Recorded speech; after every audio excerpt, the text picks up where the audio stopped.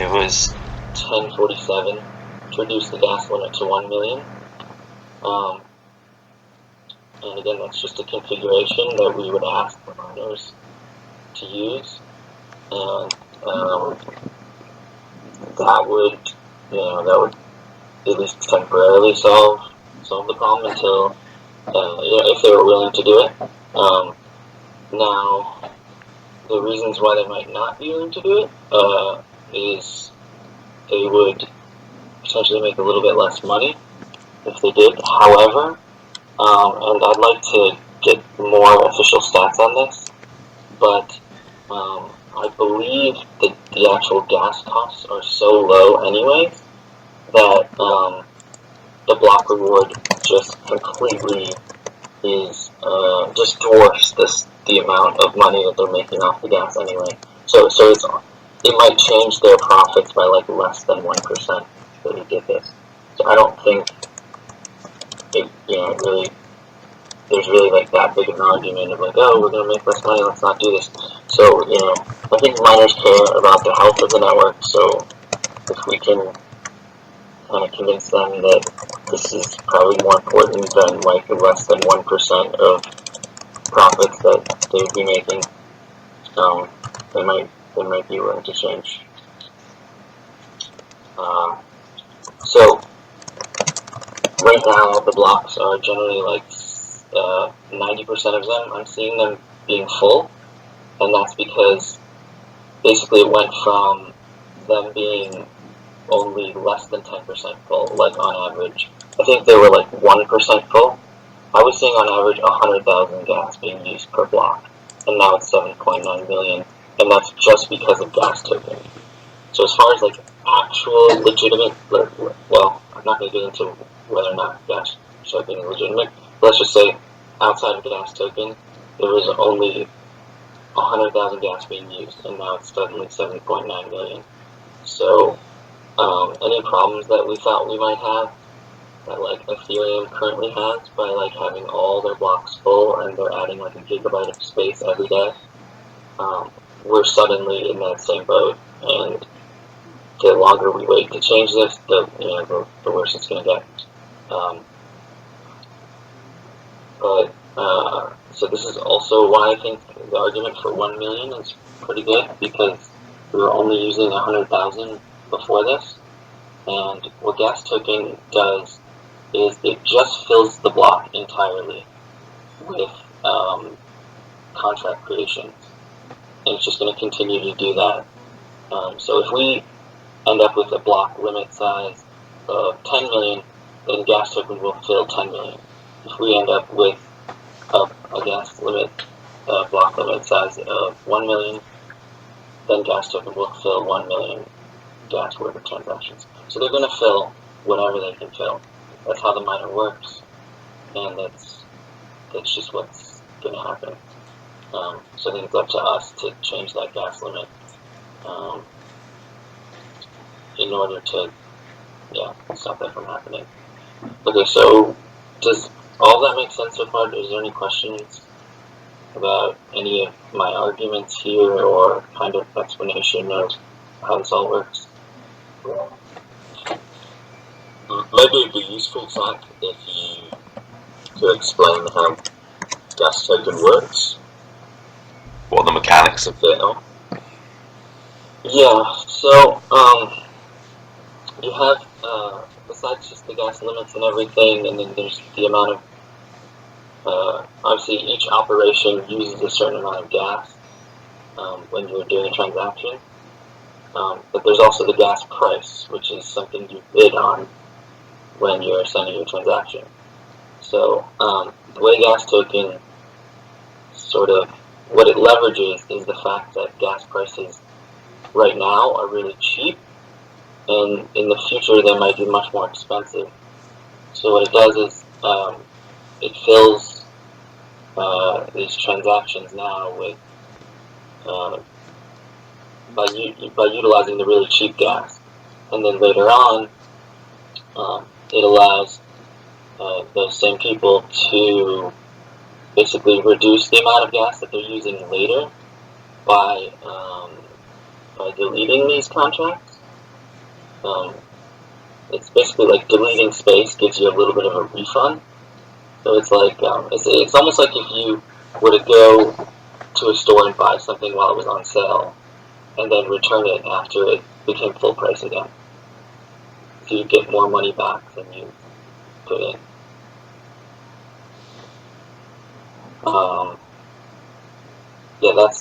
That's how it works. And so apparently there's this miner that was built by, I'm not sure, Saturn Network, I guess. And I've heard a link to that too. So I'm not exactly sure how that works, but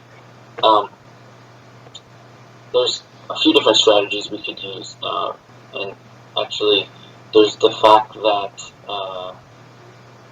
the gas price that each miner accepts, I think that's probably also a configuration that they could change. So we could tell them to just raise the gas price. I don't know if anyone else here is technical that would know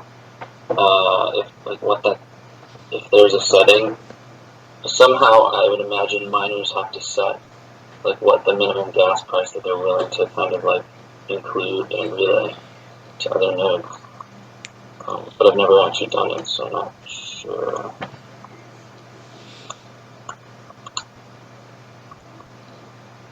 Gas price. Minimum gas price for mining a transaction. Okay, yeah. So that's the thing that you just set on your miner as well. Just dash gas price, and then you give it a number. So, and that's something that I noticed when I was doing that like state sweeping thing. Is that the transaction costs were so low that I originally thought I was going to have to ask the co-op for like a grant or something to pay for the transactions, because I was like, well, this might be $5,000 or something worth of transactions, and then it ended up being like $20. So I was like, I'm just doing myself. So there's potentially two different settings that these miners could change to help solve the issue. And I would say both of those things that represent the most, like sort of the lightest touch. Like they're not concerns for immutability, they're not forks, they're not even soft forks. They're just like changing the configuration so that we don't end up with like a huge amount of load. And to me, I think like one of our big differentiators is not having this impossibly sized full nodes. So I think if we can continue that, I think Bob's talked about this a little bit too, is that like if we can fix that problem, it'll put us ahead of Ethereum in a really big way.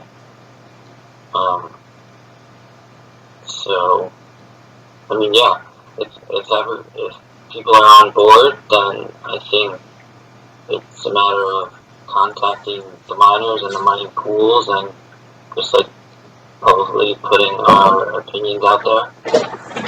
And I don't know if anyone has a good strategy for that, but I think that would be the best outcome from this if everyone's convinced that these are good ways to move forward.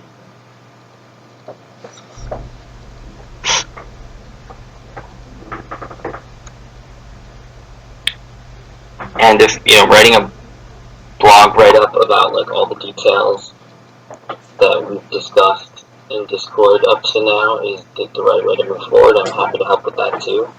I just felt a little bit like, there's been talk in these channels, like, just sort of scattered, and it wasn't happening, so I was like, okay, maybe if we do a call, we can kind of bring all the information together, and then make a more focused plan to move forward on this, like, soon. Yeah, no, I totally agree.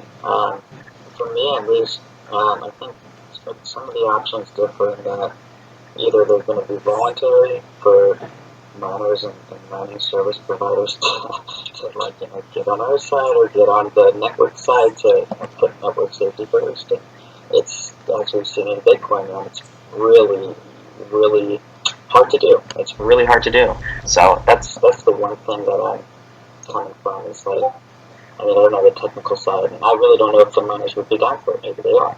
But, yeah, that's my whole So, yeah. Well, it's got to be easier than doing a hard fork, and obviously we're able to do hard forks, which is something Bitcoin can't really do. So it's just, philosophically to me, this seems like it should be an easier thing. But maybe it's not. Maybe it's the same. Like, it's just a matter of getting everybody upgraded, and it's just as much work. So in that case, like, maybe we roll it in with the next upgrade. But however we do that, I think that if we could just figure that out and like officially like decide on if it's going to be part of the next fork, or if we're going to kind of just be able to contact them all right now and get this done in like 2 weeks. I don't know. What do people think? Do you think it's feasible to contact these miners? Like, I don't know much about the outreach thing because I haven't been a part of that. I think voluntary participation is a challenging thing to kind of fall back on. Do you feel like the incentives are clear enough? Like, what happens if 60% of miners decide to raise their the gas costs or limit, or agree to sort of like a block size limit, and the other 40% don't? Like, is there, like you said, right now the transaction value is really low, but is there enough of a differential there where you're going to end up with an internal competition between miners?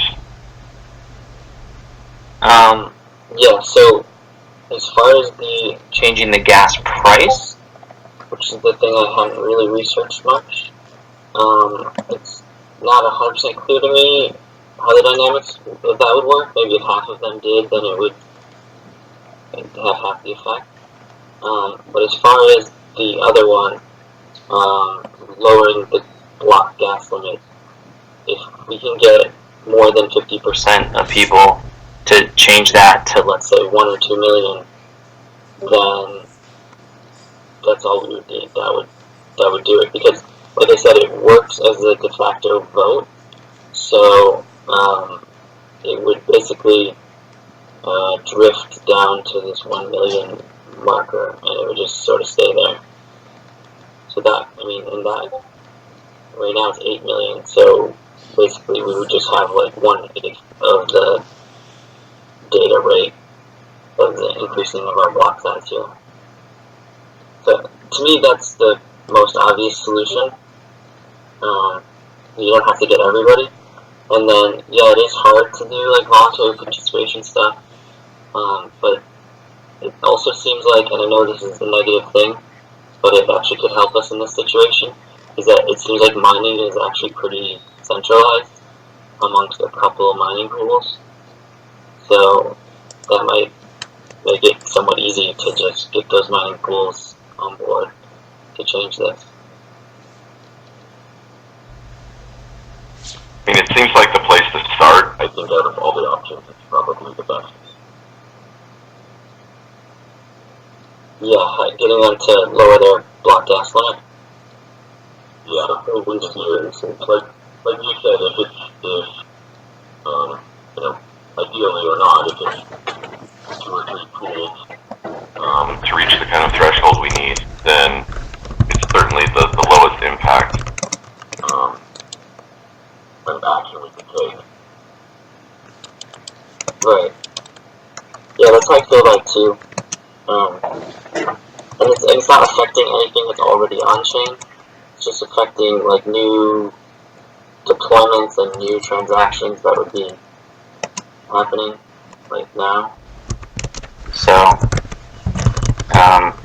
but it doesn't solve the issue of like every block that we produce is always going to be full. Right.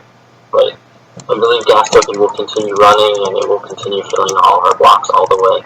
But it's a game theoretical problem that I don't think is solvable in a simple way. I'm getting to a little bit of some of my ideas on that, which are that I actually have this idea that the storage cost, the gas from like an actual like a store operation, which is like 20,000 gas, or like storing a contract, that actually shouldn't go to the miner. You could actually burn that instead, and I think it would make more sense because we have to make storage costs high, but it's for a different reason than we need to make all the other gas operations high. Mostly, you want the gas operations to be somewhat tied to like how much work the miner is doing. But with S-Store, the miner's not doing much actual extra work. It's just that the only reason they made the price high is because all full nodes have to like keep that storage around forever. So it's kind of weird that the money for that is going to the miner when really it's a full node problem. Whereas node operation isn't incentivized anyway, so right. But we have to do a hard fork to do that. Yeah, exactly. So those are much more difficult things to do, and it would take longer. But yeah, it's just problematic because gas token is not necessarily wrong or bad, or as far as I can tell, right? Like it's a legitimate project, and not necessarily malicious either, right? It's sort of R&D, just happens to be on a public network, and it happens to be ours, or this one, I should say. Right. Like I don't have any problems with gas tokens, like specifically, but it's exploiting something that was like probably not meant to. Like it definitely does not help the network at all. So you're exploiting something that's just like just experimental. Yeah, it's well, whatever it is, like it's possible to do, so someone's gonna do it. So there's also like just that fact, which is why I think changing it to 1 million gas is one of the most like probably feasible things. Okay, so that's if we can affect that on a social level, then I think it would definitely be the first place to start. Yeah. Okay, so if we have everyone on board with that, let's just maybe, can I ask the question just to all of you, like, what do we think about, like, how quickly do we think is the safest to, like, get this done? Because I think part of what we don't want to do is be like, okay, we're trying to get it to, like, 1 million gas now, and then, like, all the miners just, like, ignore us, and then it just, like, doesn't happen, because then we kind of, like, lose some momentum and some steam. And obviously, we have these, like, hard forks that have been going, we've been successful at actually making changes here. So I don't want to jump in too fast and, like, fail at this. But, how fast do we think is, like, a safe target to, like, actually get this done? Well, I mean, how long do you think it's going to take till we get to, like, 100 megabytes in the size? Or, like, I think that might be a big consideration. It's like how fast it is moving. You should sort of consider that. Yeah. So I got here a little bit late, and I thought I was starting an hour later. Just to kind of, so I'm Alex, I'm basically the CEO of the Commonwealth Project, and I'm pretty aware of gas token. I've been tracking it for a while, and my belief personally is that this refund mechanic, so this idea that you can submit a transaction to the blockchain and actually get funds back from that, that's the thing that I think is really problematic here, because even if we drop the gas limit to 1 million, then I actually think we would see a lot more mining of the gas token. It's already filling all the blocks though, like all the way.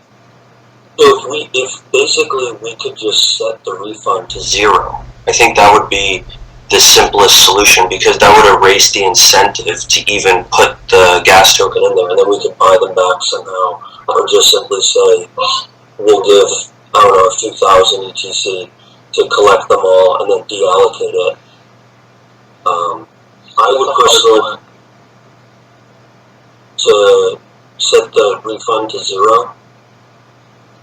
Yeah.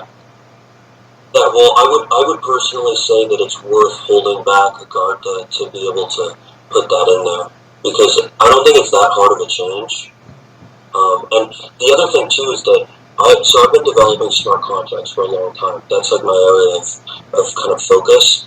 I don't think I've ever met a developer that uses this refund functionality simply because nobody wants to put into their contract, hey, if this thing happens, destroy the contract.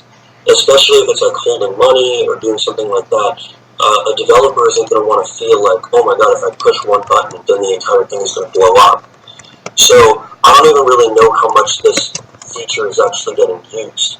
And right now it's causing like all these blocks, all of this gas token like null data to be put into the blockchain, which is like pretty bad.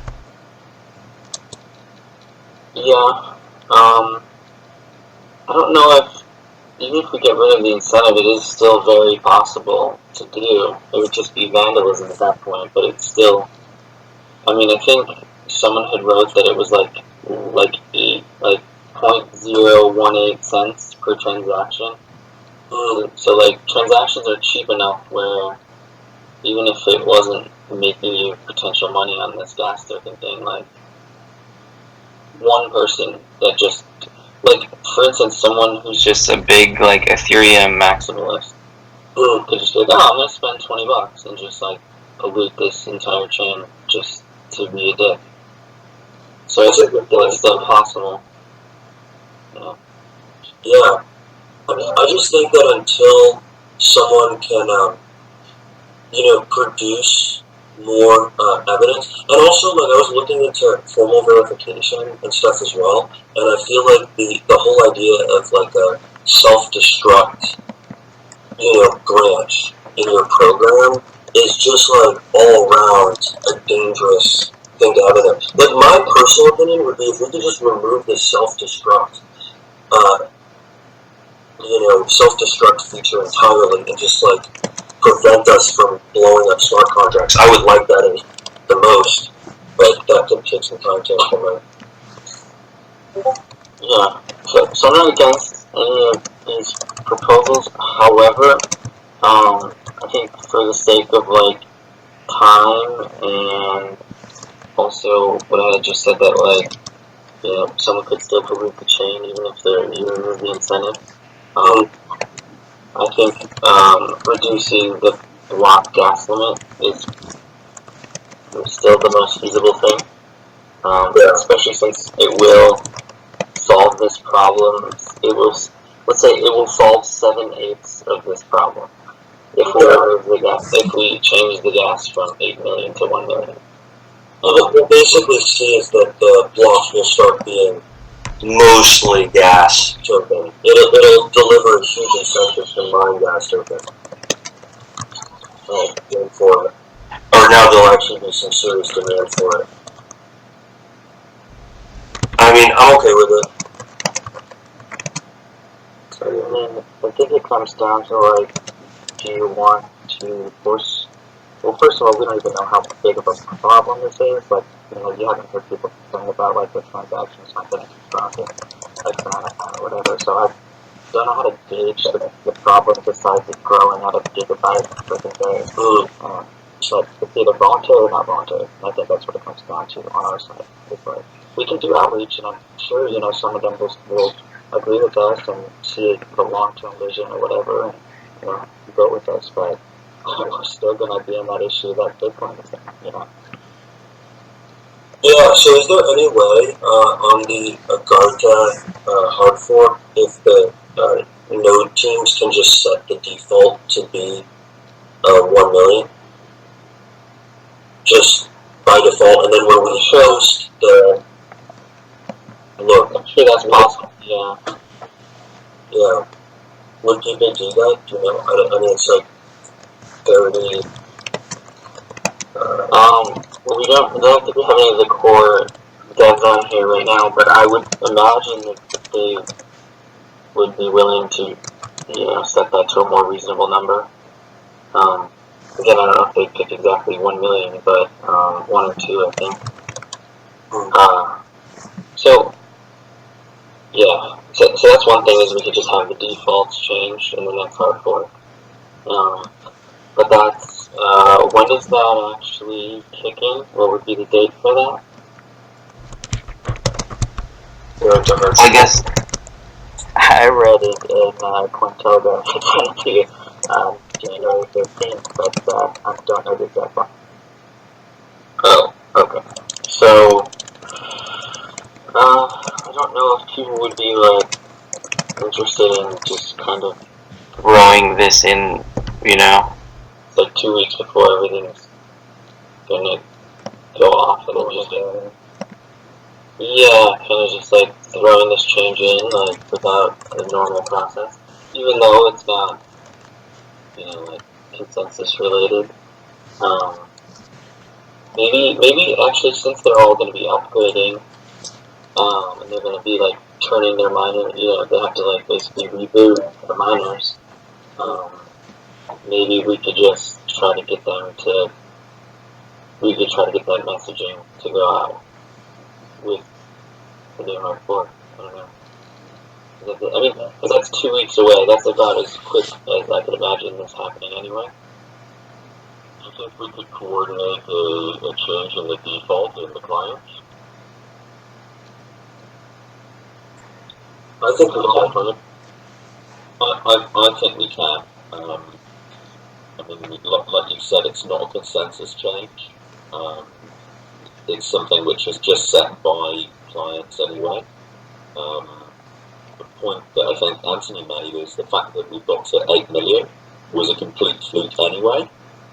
It was just a change that was made in the parity client because of an Ethereum change that we inherited by default anyway. Yeah. So I think it's an entirely fair game to look for that kind of change. But those client changes, I think we can do in parallel with that communication.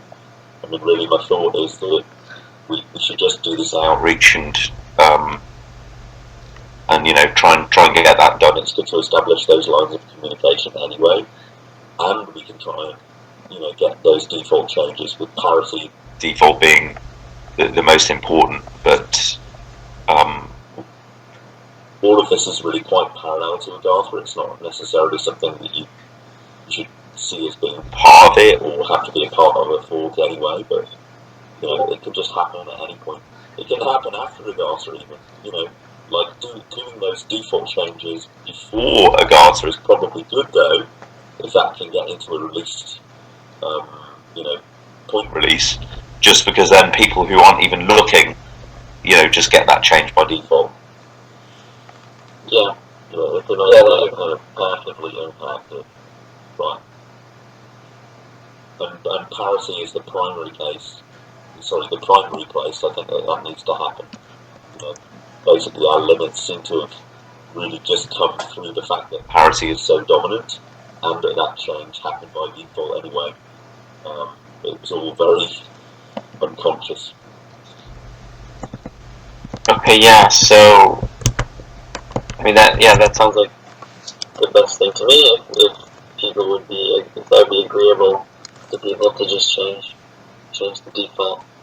I mean, like I said, 1 or 2 million, I think is a huge improvement over what we have now.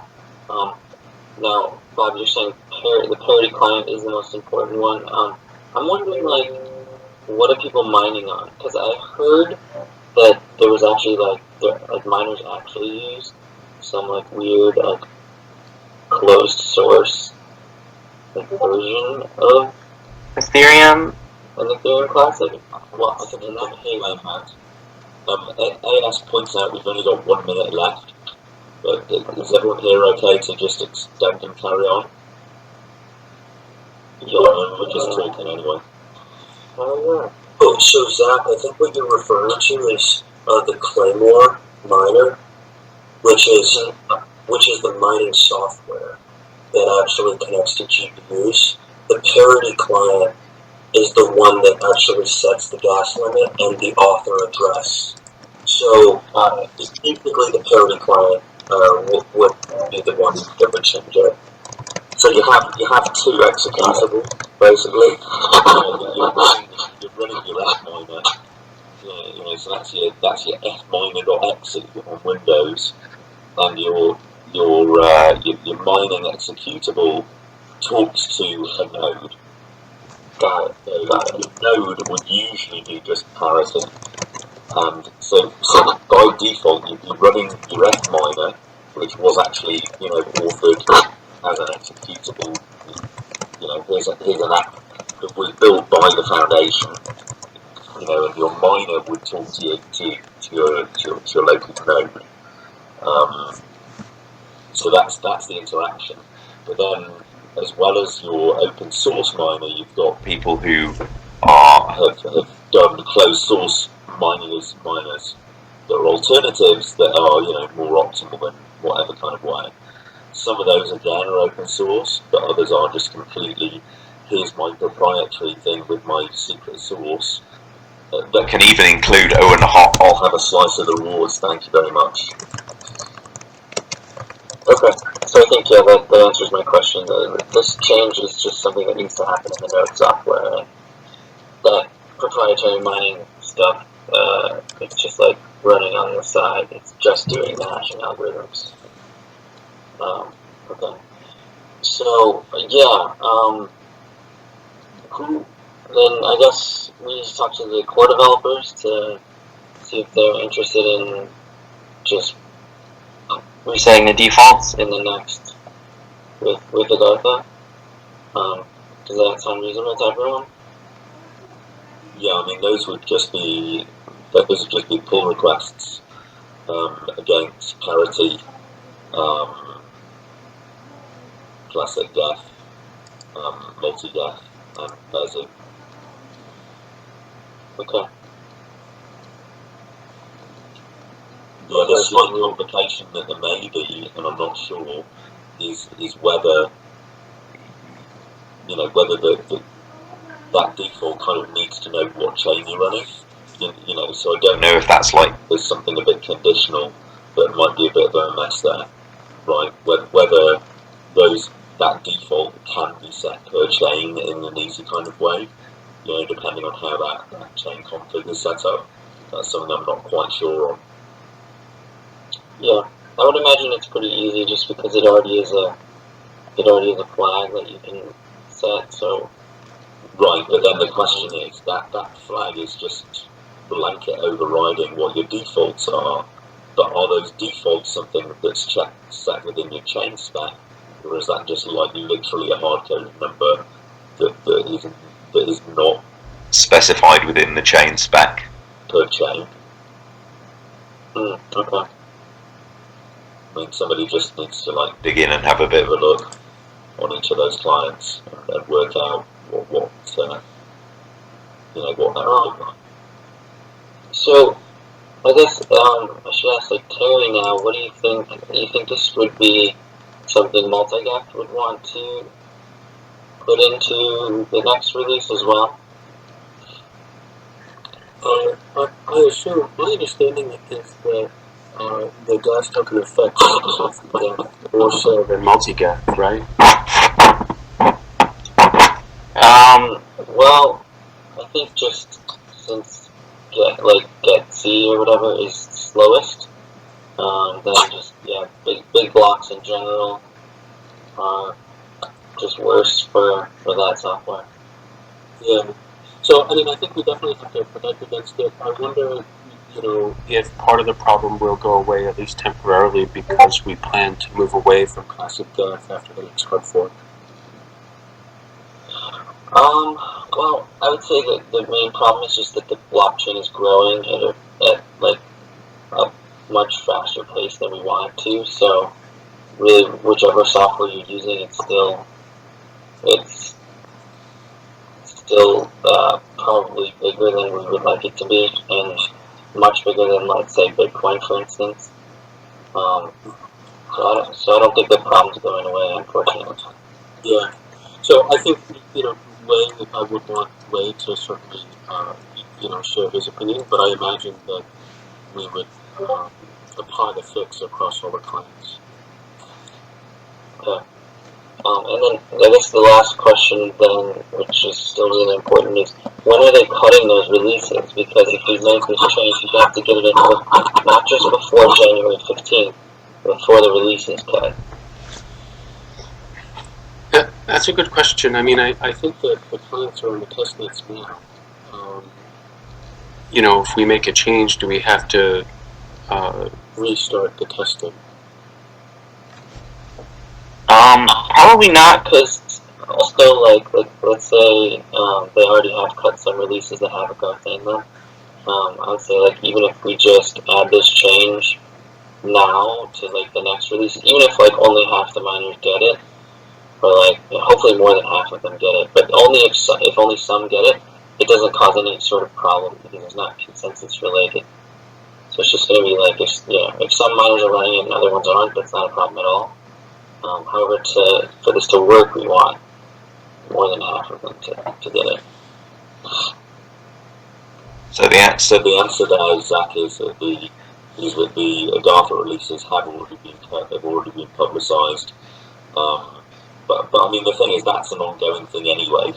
I mean, every kind of Ethereum hard fork you see, you get the point releases announced, which are the first ones which support it.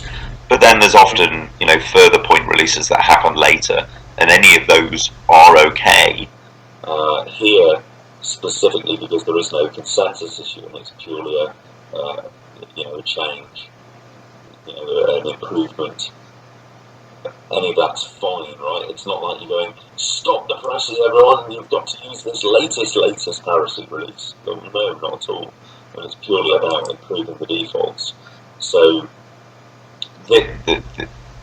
doing those changes of defaults is a thing that you would do in parallel with the outreach voluntary change.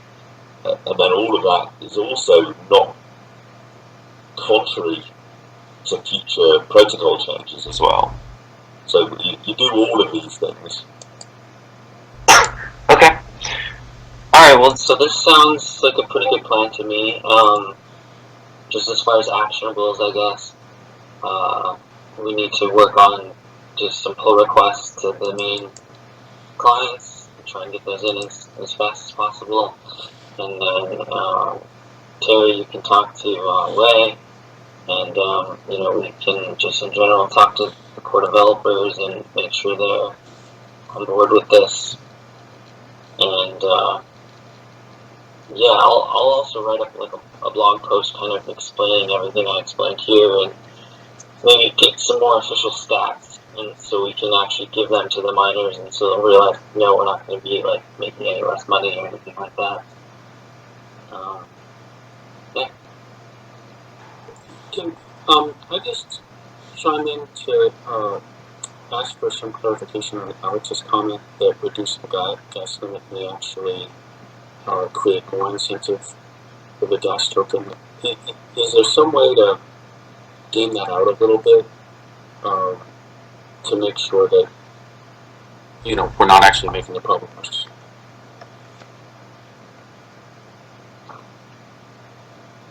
Alex?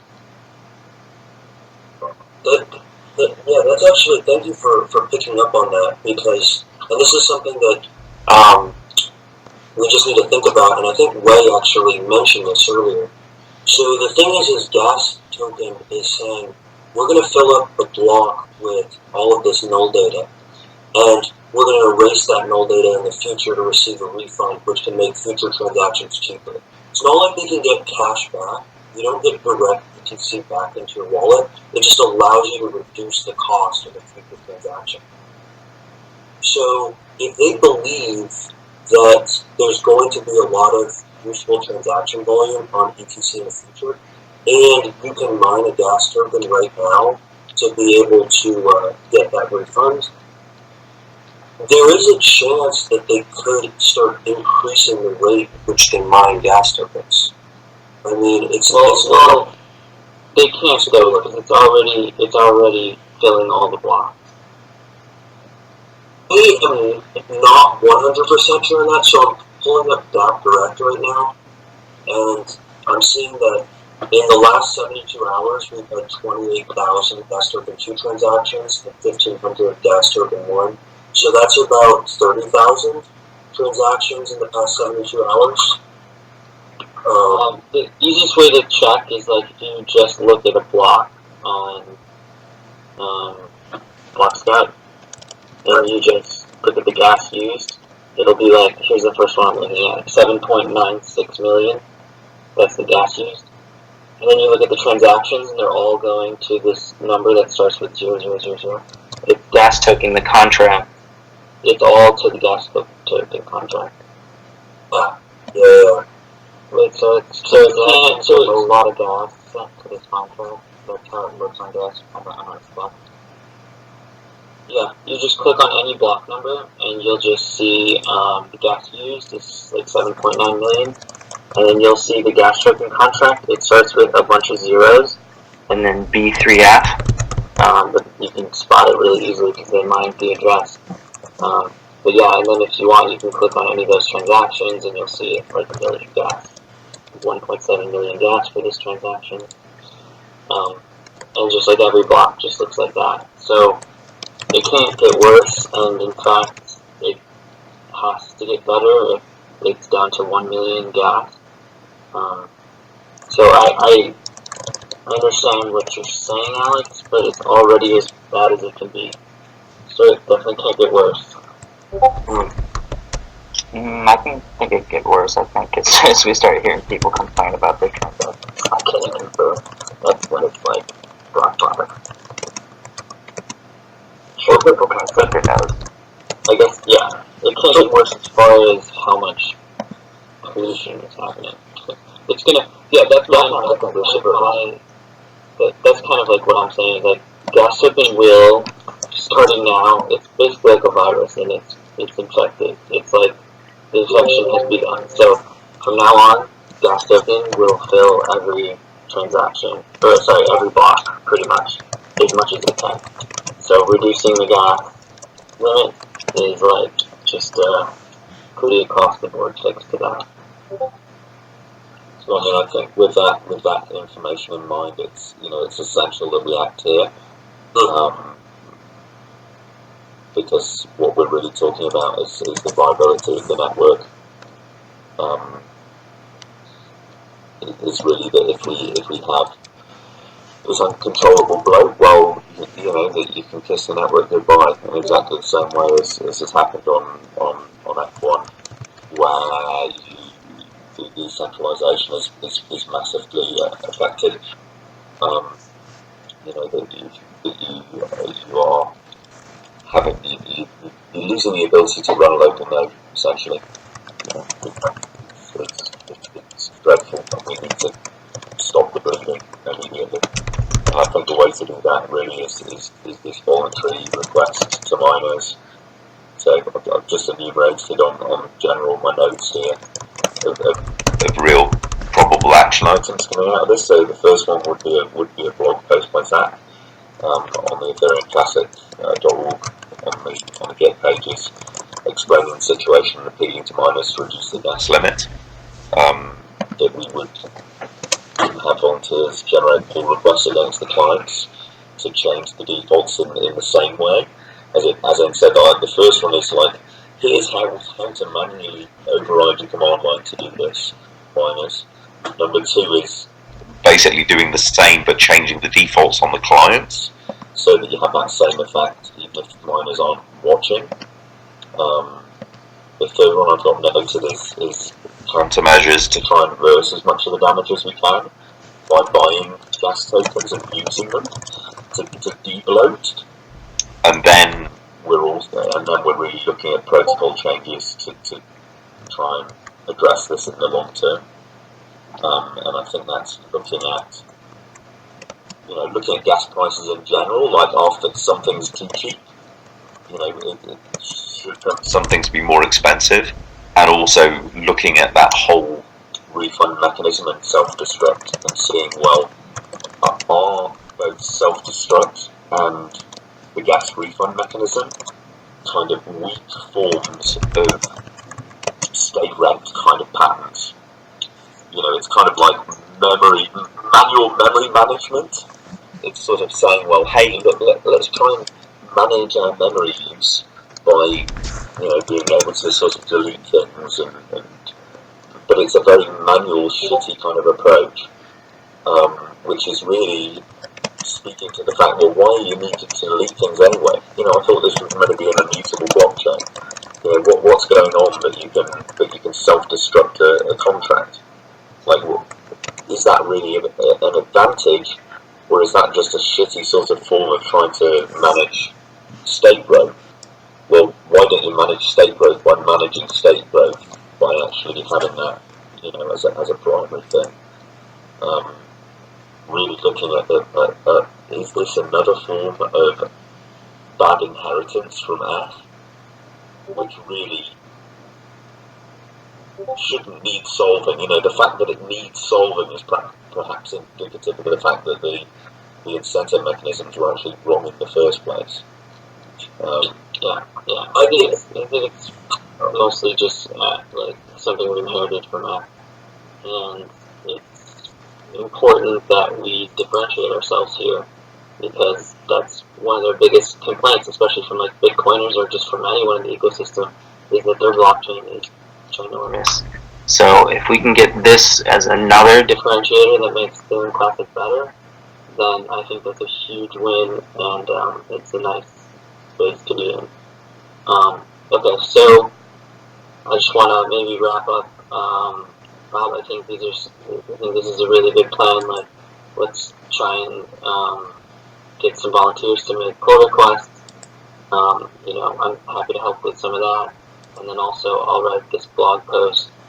And yeah, Terry, if you could talk to some of the core developers and kind of relay them this information, send them our way if there's any more questions. I think that sounds like a good plan. Thanks so much for organizing the meeting too, Zach. Really appreciate taking the initiative on that. You're welcome. Thanks for coming, everybody.